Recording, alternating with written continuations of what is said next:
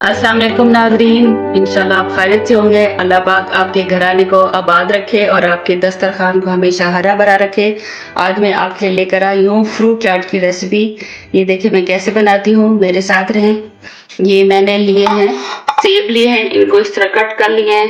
ये केले और ये अंगूर, इनको साफ करके इनकी जो सात डंडियां होती हैं इनको मैंने कट कर लिया है। और ये साथ में ये ड्राई फ्रूट शामिल करूंगी। खजूरें ली हैं, इनको इस तरह लंबाई में कट कर लिया है। और ये किशमिश ली है और ये बादाम, इनको इस तरह से मोटा मोटा कट कर लिया है। तो चले इनको शुरू करते हैं।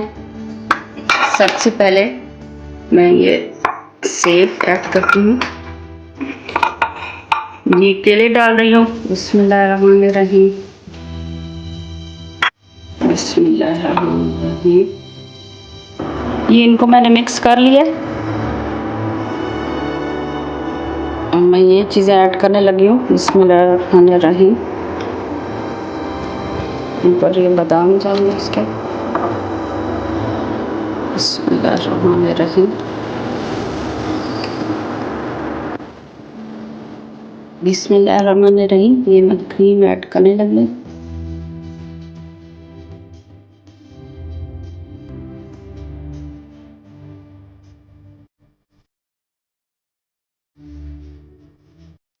बिस्मिल्लाहिर्रहमानिर्रहीम।